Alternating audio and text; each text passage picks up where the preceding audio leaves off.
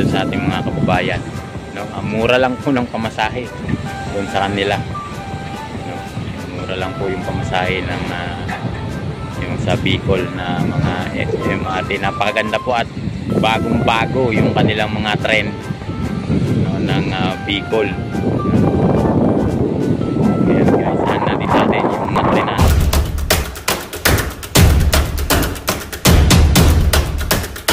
Yun, magandang araw sa inyo lahat dyan sa ating mga viewers at mga legitimong mga subscriber. Magandang araw po sa inyo lahat. At ito na naman tayo, update sa Railway South, no, Santa Rosa, Laguna. Ito yung kanilang activity ngayon dito guys, no, na pakalawang nitong area na to na nakuha ng Hyundai. Ito yan sa Santa Rosa exit. So ang kanilang activity ngayon, ayan, no, maraming taong gumagawa. Hanggang doon po yan sa may dulo. Ayan, yan yung ito kahapon, binuhusan nila yung kahapon. Ayan. Itong area na to. Ayan. Yung binuhusan nila kahapon. Hanggang doon po yan, ayan, sa area.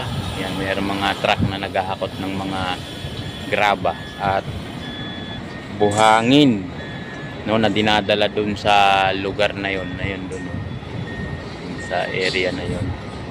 So medyo malayo yan dito sa ating kinakatayuan, no. Yan dito tayo sa ating area na building naming ginagawan. So ang pagitan lang sa amin guys ay yan, no, bakod lang yan, bakod na yan. So yan yung kanilang nakuhang area dito. Ang area nila ay nasa mahigit to, nasa 30 hectare tong area na ginagalawan nila. Yan kung gaano karami yung kanilang heavy equipment doon sa lugar na yun guys. Ayan, no? Ayan, zoom lang natin konti hanggang doon yan. Ayan, ayan kung gaano kaluwang, gaano rin karami yung mga heavy equipment nilang nakatambay dyan, no? Bawat area hanggang doon po yan, yun yung dun sa may gubat pa na yun, no? Hanggang doon yung kanilang binubungkal at pinapatag na lugar para sa kanilang pag-assemble. Dito kasi assemble guys yung mga concrete precast, no, dito sa lugar na to. Yan, no, yung area na ginagawa. Doon naman sa kabila, yung dulo na yung guys, yung may boom truck na yun.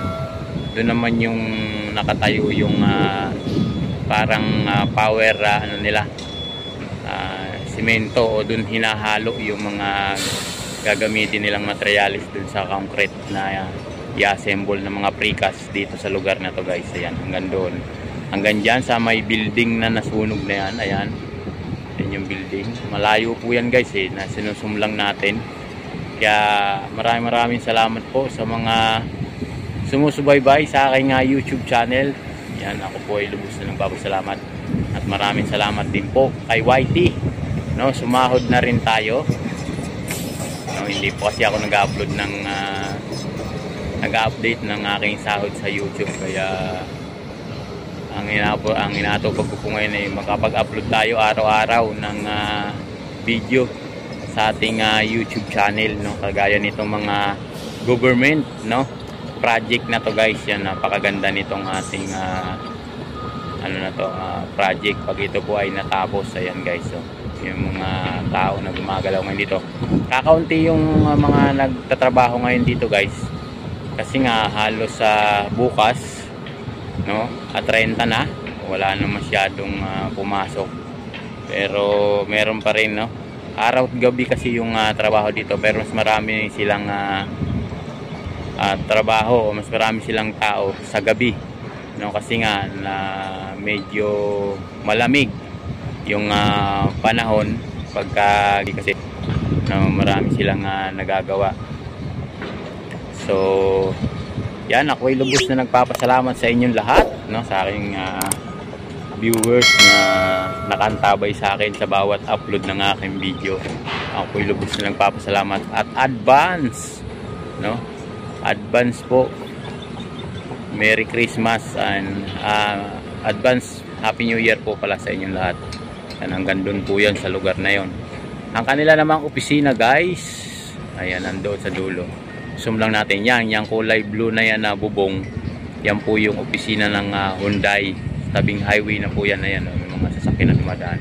Yan, kung sinong apply sigurado etong papasok na taon ay applyan dyan ngayon sa kanila. Yan, maraming salamat po sa inyong lahat, ano, sa walang sawa ninyong pagsubaybay sa aking YouTube channel. Talagang ako po ay malaki ang utang na loob natin dun sa ating mga viewers, no, at sa ating mga tagapagsubaybay ng ating channel, no, kasi po napakalaking utang na loob yan sa natin sa kanila, kasi wala po sila, hindi po tayo sasahod. Yan, zoom lang natin konti guys. Yun doon, yun, may mga tao pa rin doon na gumagalaw.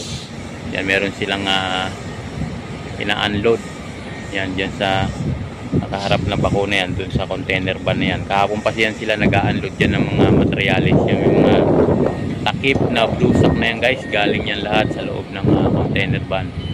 Yan, makapansin nyo, dito tayo sa taas ng ating building. Yan, sinusum lang natin konti para makita nyo yung area, no?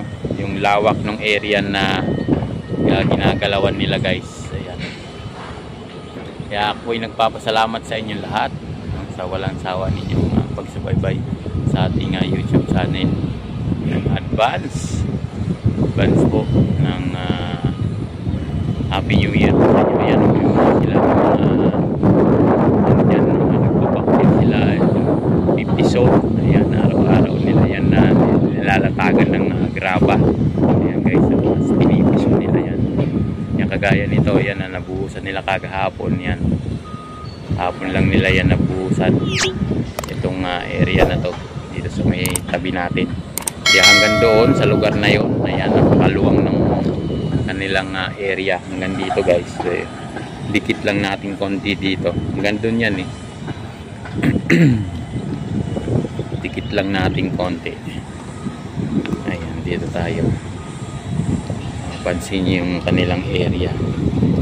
Marami pa rin yung nagtatrabaho guys ngayong araw na to. Zoom lang natin konti guys para makita nyo kung gaano sila karami pa yung mga nagtatrabaho dyan. Ayan.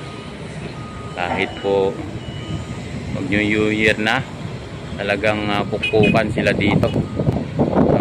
Wala silang sinasayang na araw. Kahit linggo guys, meron na silang trabaho. Yan ang bundok na tatanaw nyo yan guys. Yan ay Kalambana yan guys. So Kalambana. Yan. Yan. Kalambana yan guys. Yan. Yan. Sunod-sunod na yung stasyon ng tren dito. Kalamba, Kabuyaw, Binyan, Santa Rosa. Yan. Pares. Sunod-sunod na yung ano rito, stasyon ng tren. Pagkagawa po yan. Sunod na ating mga computers na makikinabang. So, yung nag-umpisa na po yung sa Bicol, no, binuksan na po nung magtatlong araw na po yata ngayon. Napakaganda ng kanilang tren sa Bicol. Naitugtog po yan, Kalamba to Bicol. Malaking ginawa na po yan sa ating mga kababayan. Uwi kayo ng Bicol, mas mabilis na yung biyahe. No, binuksan na po yung release ng tren ng Bicol region doon. Maganda po ng kanilang mga tren doon. Nakita ko sa isang vlogger din, no, na in-upload niya, na in-open yung kanilang release ng tren para doon sa ating mga kababayan, no. Mura lang po ng pamasahe doon sa kanila, no. Mura lang po yung pamasahe ng yung sa Bicol na mga MRT. Napakaganda po at bagong-bago yung kanilang mga tren, no, ng Bicol.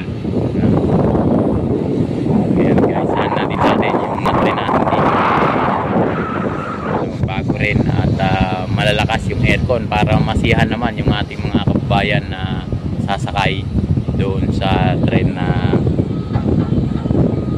ano nila, sasakyan, no, yung maginhawa, komportable yung ating mga kababayan na sasakay, walang hazard, no, malamig, no, maluwag, no, hindi siksikan, no, at sana mahaba yung bagon ng kanilang tren. Kaya maraming salamat po sa inyo lahat.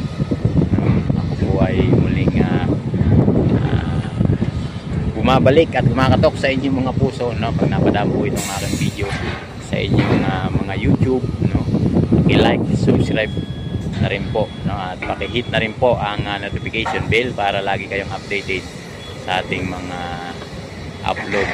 Ayan guys, hanggang doon yan sa dulo, sinusumlang natin. Ayan, ayan, sumlang natin.